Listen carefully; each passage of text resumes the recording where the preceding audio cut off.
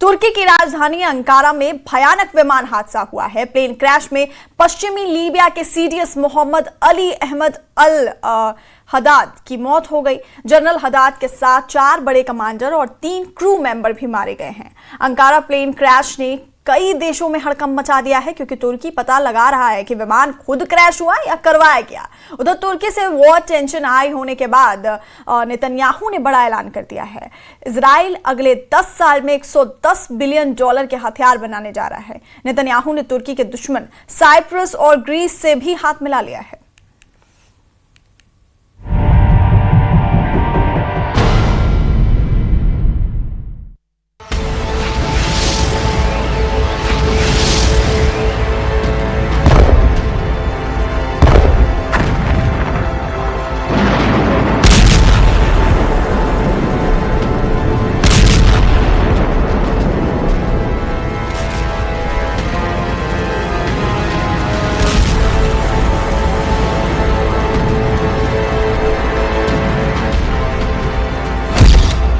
Ukraine पर एक हफ्ते में 3000 ताबड़तोड़ हमले। दिसंबर में ही पुतिन ने दिखा दिया 2026 के युद्ध का ट्रेलर। यूक्रेन में ब्लैकआउट, ओदेसा से लेकर कैपिटल कीव और जापोरिजिया से लेकर खार्किव। रूस का खूनी ऑपरेशन अब जेलेंस्की के और करीब आता जा रहा है। एक हफ्ते के अंदर ही 1700 ड्रोन से धमाके, 1200 गाइडेड बमों से 50 मोर्चों।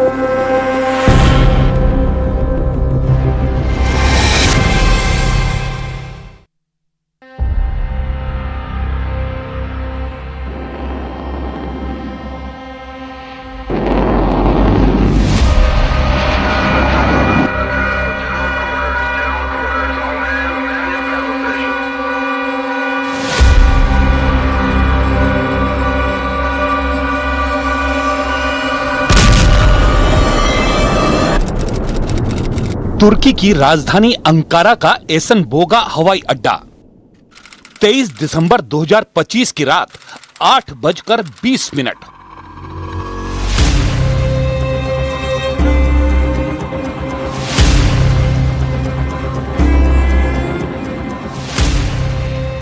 दसॉल्ट फाल्कन 50 प्राइवेट जेट पर सैन्य वर्दी में 5 हाई प्रोफाइल हस्तियां सवार हुई।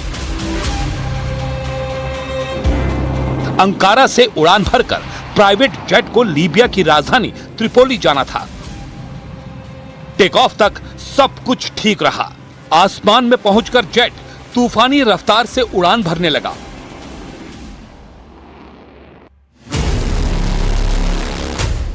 चालीस मिनट के सफर के बाद अचानक पायलट को अनहोनी की आहट हुई। पायलट ने जेट की इमरजेंसी लैंडिंग की कोशिश शुरू की। फिर फाल्कन 50 जेट के पायलट ने इलेक्ट्रिकल फेलियर का अलर्ट भेजा, लेकिन कोई कुछ कर पाता उससे पहले ही प्राइवेट जेट क्रैश हो गया।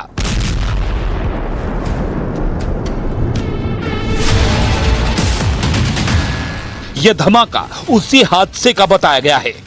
जेट क्रैश से आधी रात में एकाएक इलाका चौंधिया गया।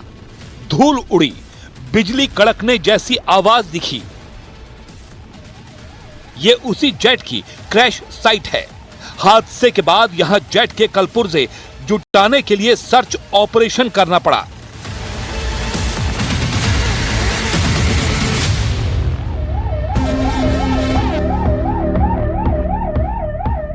क्रैश कितना भयानक था, इसका अंदाजा इसी बात से लगाया जा सकता है कि जेट का पुर्जा बटोरना पड़ा। लेकिन अंकारा जेट क्रैश ने कई मुल्कों में हड़कंप मचा दिया, क्योंकि फाल्कन जेट में लीबिया मिलिट्री के 5 टॉप जनरल सवार थे। जेट क्रैश में सबका एक झटके में सफाया हो गया। अंकारा जेट क्रैश में जिनकी जान गई उनके नाम हैं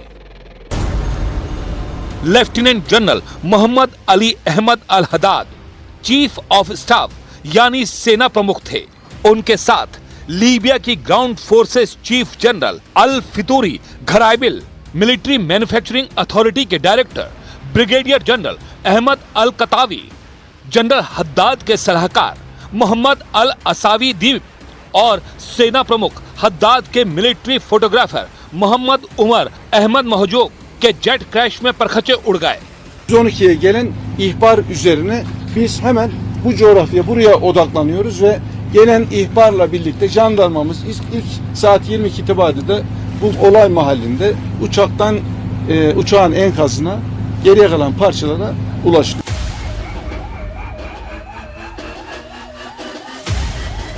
अंकारा में क्रैश साइट पर 8 शव मिले। 5 सैन्य अफसरों के साथ जेट के 3 क्रू मेंबर भी मारे गए। हालांकि मलबे से मिले शव के टुकड़ों से शव की शिनाख्त नहीं हो पाई है। वहीं क्रैश साइट से जेट का वॉइस रिकॉर्डर और ब्लैक बॉक्स मिल गया है। तुर्की के गृह मंत्री ने जानकारी दी है कि जांच के बाद जेट क्रैश का पूरा सच सामने आएगा।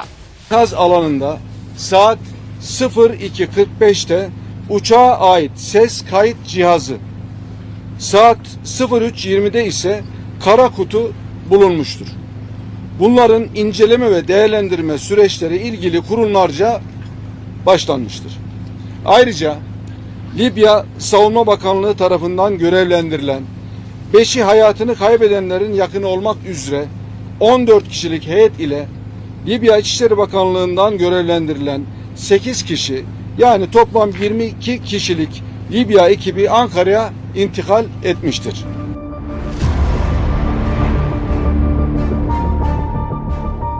तुर्की ने पहली नजर में जेट क्रैश को किसी दुश्मन देश की साजिश नहीं माना, मगर एर्दोआन ने सिग्नल दिए हैं कि जांच में अगर रत्ती भर भी सबूत मिले तो वो बदला जरूर लेंगे, क्योंकि एर्दोआन लीबिया के सेना प्रमुख लेफ्टिनेंट जनरल हद्दाद के सबसे बड़े समर्थकों में से एक हैं।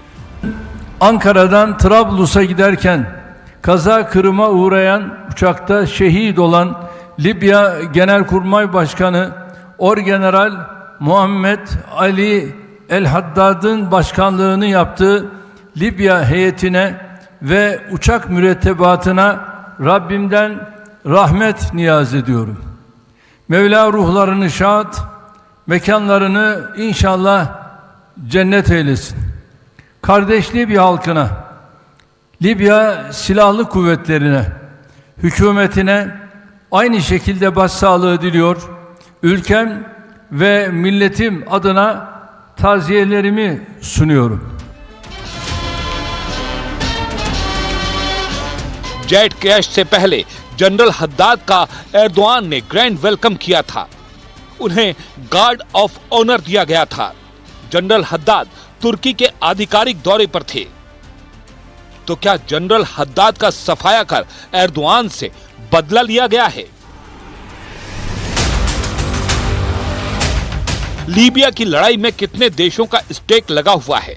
लीबिया में तुर्की का इंटरेस्ट क्या है? तो पहले ये समझते हैं कि लीबिया में सत्ता के 2 केंद्र क्यों हैं। लीबिया के पूर्व तानाशाह कर्नल गद्दाफी के खात्मे के बाद लीबिया गृह युद्ध में उलझा हुआ है,